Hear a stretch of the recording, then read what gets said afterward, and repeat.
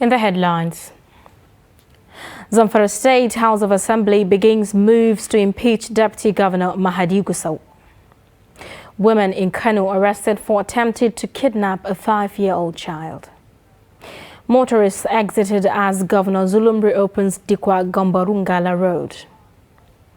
Myanmar's deposed leader Aung San Suu Kyi faces new charge amid fresh violence. Hello and welcome to Trust TV News Update.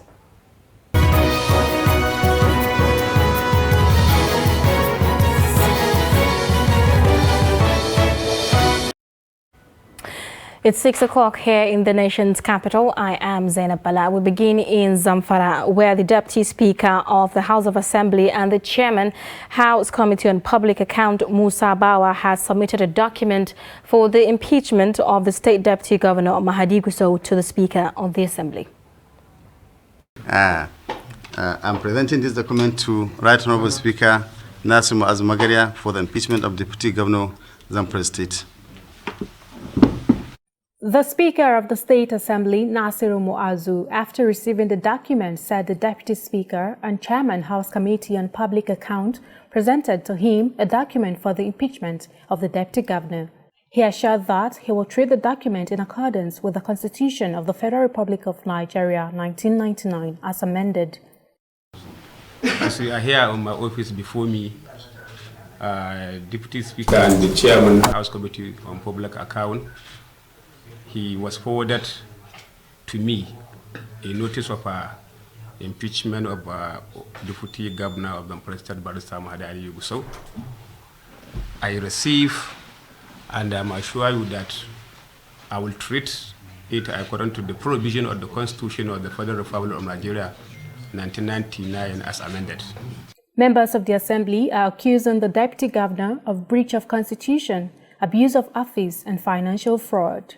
The Speaker of the State Assembly is expected to study the document, after which the content would be made public.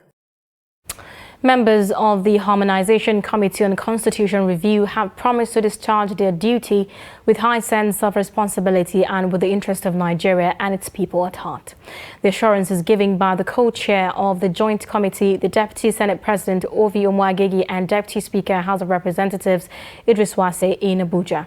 They praised the support, commitment and cooperation of members, Foreign Commonwealth Development Office, the European Union Advocacy Group and consultants who work tirelessly to ensure the exercise is successful and complete for early transmission to states. Conduct reports or recommendations by way of recouching, making additional provisions, rejecting and even introducing entirely new bills on account of various advocacies and agitations on some issues of overriding national concern.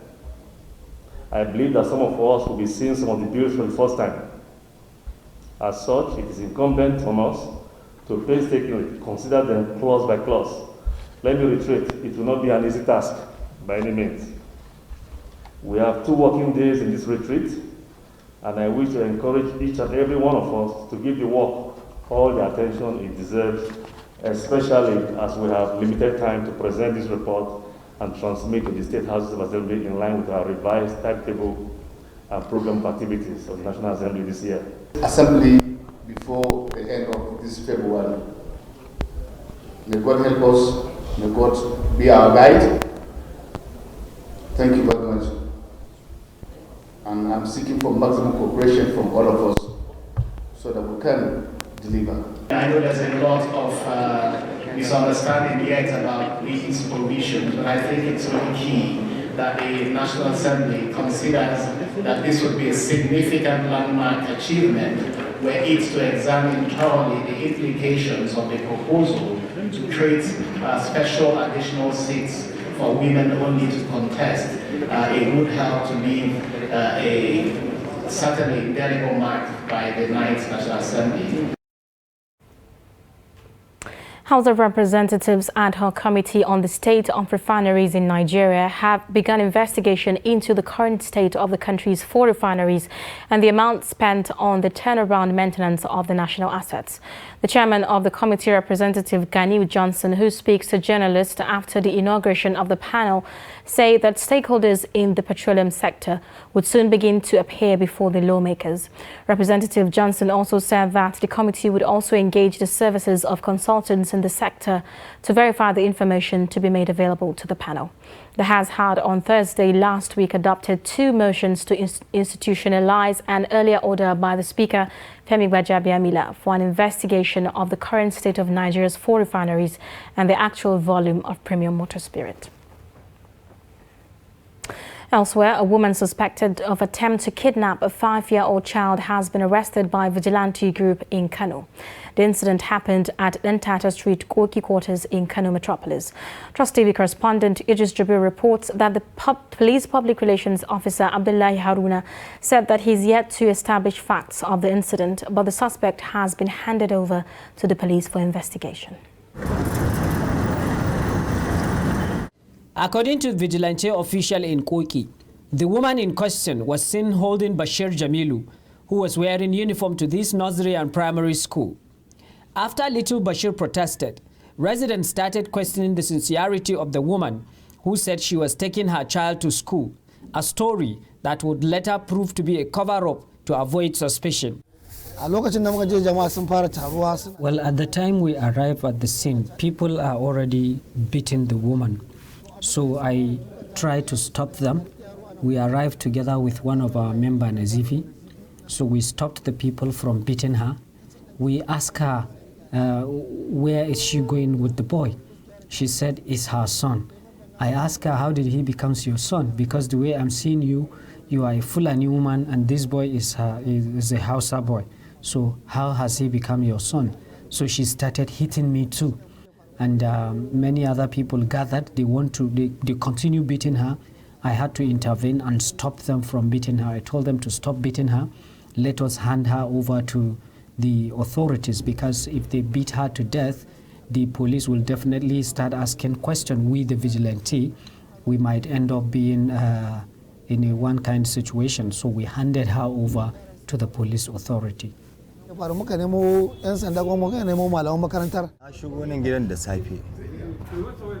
came to the office in the morning and I saw one woman and one little boy dragging. She was dragging him and the boy was crying, saying, my mommy, my mommy. So I asked the woman, where are you going? And she said it's her son. So later I called my members. I told them that, look, I want you to look after this woman very carefully. Later, I was in the market when my members called me to confirm to me that that woman was indeed a kidnapper. She was trying to kidnap the boy.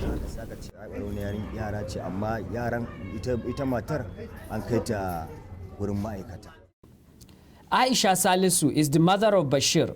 She said she was at home when vigilante official called her to identify the identity of the boy and confirm if she has any relationship with the suspect, who claimed that Bashir is her son.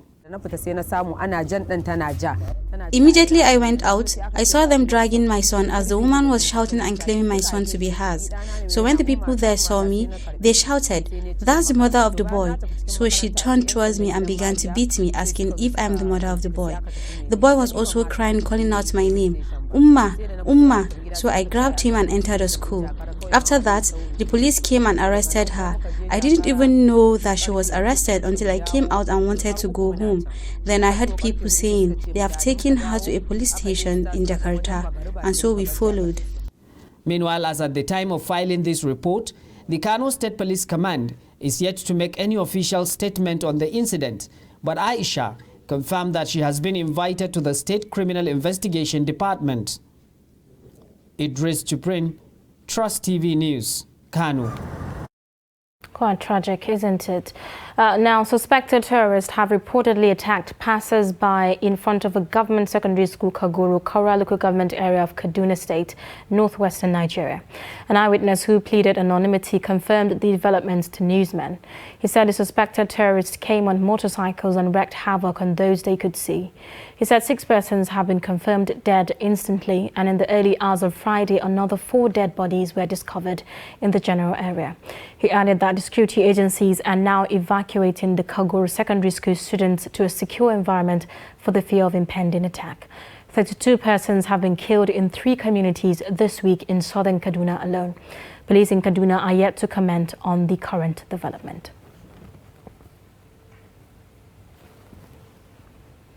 Elsewhere, Borno State Governor Professor Babagana Zulum has reopened the busy Dikwa-Gamborungala road after it was partially closed due to activities of Boko Haram insurgents.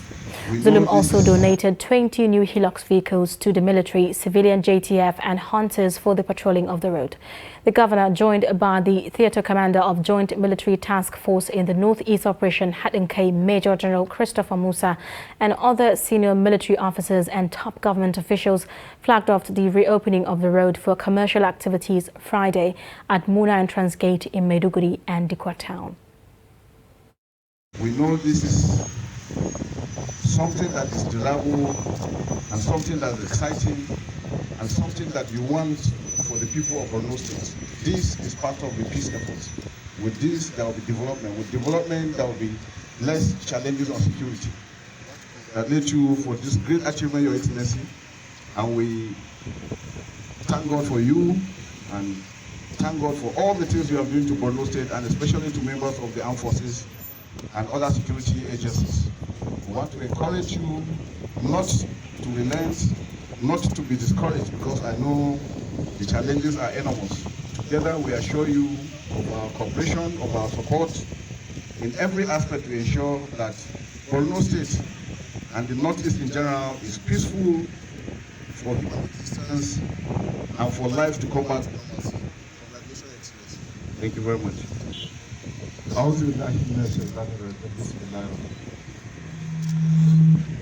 Gamborungala Maiduguri road was closed few years ago because of the insurgency.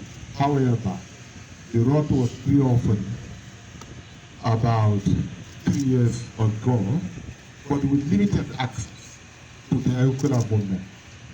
This morning, we are witnessing the reopening of the road from Dikwa to Gamborungala road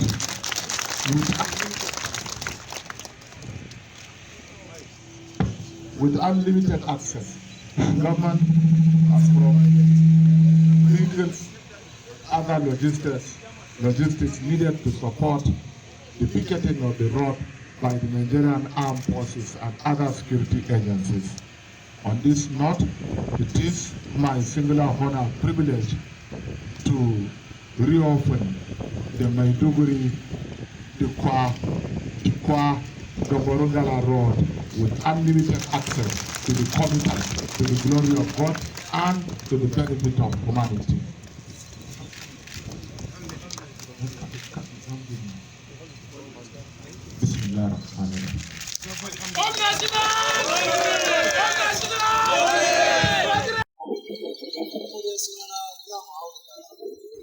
This road is very important to us. We are very excited. Over 10 cars were towed yesterday and many are set to hit the road. We appreciate the Borno State Governor for his support. We only need to work together. This is Maiduguri Gamborungala road, which was reopened today by the Borno State Governor, Professor Babagana Zulu, a moment ago. The road was closed some years back as a result of the activities of insurgents. But today, with the improvement of security, the road has been reopened by the government for commercial activities. It's Hassan Ibrahim reporting from Dikwa, Kaduna. Well, there you go. You're watching Trust TV News Update. Coming up. As the world marks Cancer Day today, experts advocate for awareness and early detection. Stay with us. This is Trust TV, documenting the Nigerian story.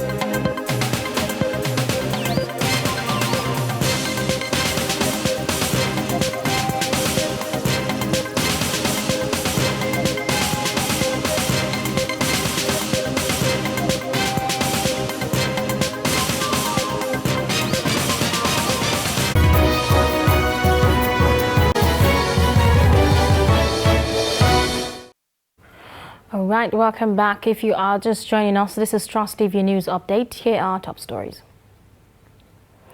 The Deputy Speaker of the Zamfara State House of Assembly and the Chairman House Committee on Public Account, Musa Bawa, has submitted a document for the impeachment of the State Deputy Governor Mahadi Gusau to the Speaker of the Assembly. And the woman suspected of attempt to kidnap a 5-year-old child has been arrested by a vigilante group in Kano. Still ahead, Nigeria Center for Disease Control has reported 100 COVID infections across the 14 states and the Federal Capital Territory. The agency, in its update for Thursday, February 3rd, said 217 persons were discharged after recovering from the infection, while there were no fatalities. Nigeria now has a total of 200,000 confirmed cases, over 200,000 recoveries, and 3,136 deaths. World Cancer Day is marked to inspire greater awareness of cancer and action for better prevention, detection and treatment of the disease. According to World Health Organization, Nigeria is estimated to have 233,911 cancer cases, with 124,815 new cases and 78,999 cancer deaths yearly. Trust TV's Aisha Saliu reports. World Cancer Day is an international day marked on 4th February to raise awareness of cancer. It is to encourage its prevention, detection and treatment. The 2022 World Cancer Day is themed Close the Care Gap. As part of efforts in the battle against cancer, Women in ICT, a non-governmental organization with its partners, organized a walk and run exercise to raise awareness and educate the public. The organizers say the key to curbing the menace of cancer is early detection. Early detection is the word, and we're trying to make it known that it's good for women to go for checkup. Women, men, and all that is involved, the bodies, to go for checkup. And then this work is for sensitization, to sensitize people around Abuja, the world, telling them that cancer is real, but it's not a dead end.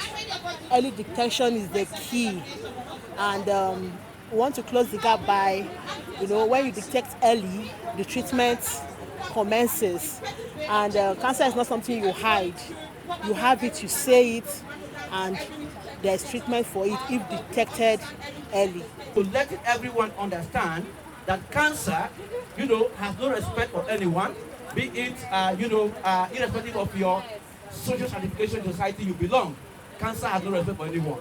Cancer cuts across every field of life. Therefore, everyone needs to be committed to this struggle. It is one thing that has remained, very, very troublesome, and has the potential to, close down human race. Representatives of Medicaid Cancer highlighted the care gap reality of the lack of access to health care in some communities while providing free cancer screening. We're trying to look at the reality we are living today, whereby access to healthcare is rare in so many places. We're not just talking about access to healthcare, not just in the sense of equipment, but information, professionals. We're talking about resources for research. So we're just trying to create more awareness so that people get to understand the gaps and how we want to bridge that gap. When it comes to living a lifestyle, one thing is that is most essential for every human society is their health.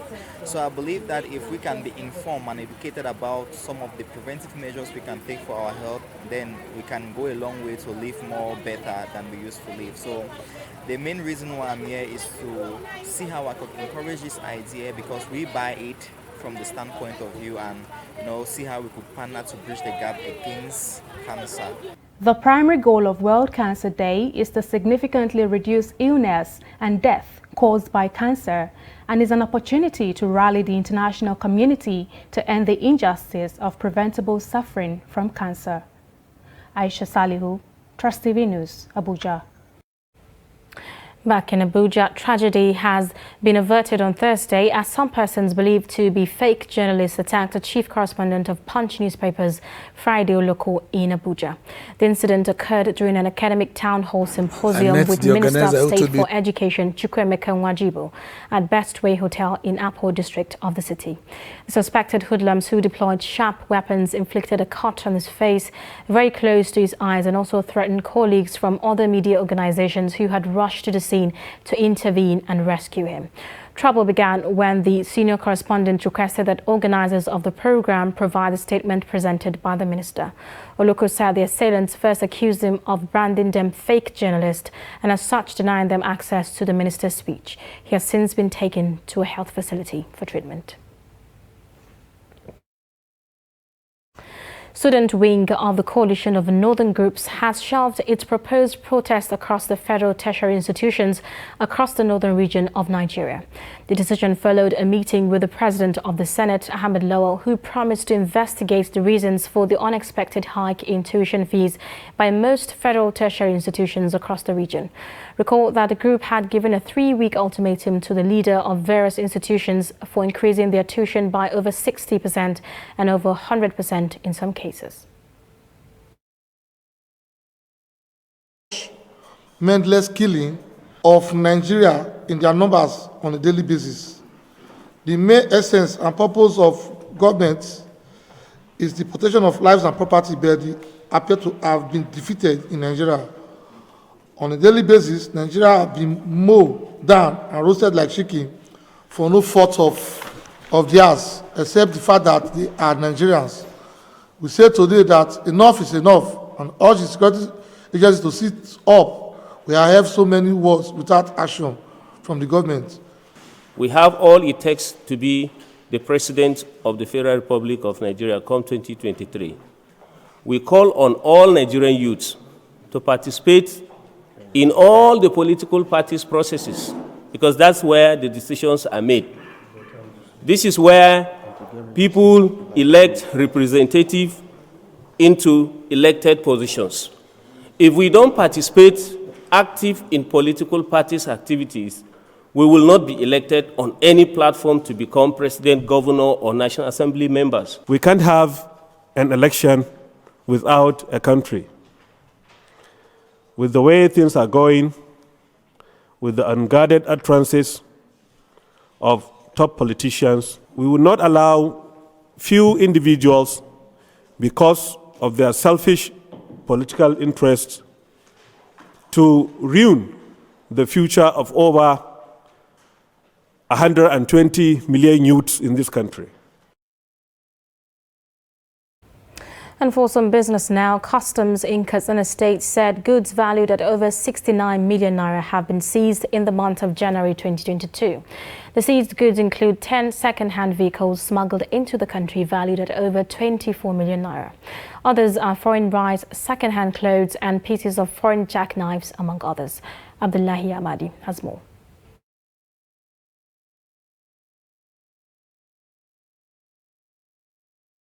Earlier, at a customs public stakeholders forum, Governor Aminu Bello Masari of Katsina State called on the Nigerian Customs Service and the federal government to open Katsina-Niger land borders to ease the difficulties facing border communities. Governor Aminu Bello Masari, who was represented by the Secretary to the Government of Katsina State, Dr. Mustafa Muhammad Inwa, told the forum that the essence of the border closure was to check the excesses of insecurity which is worsening by the day.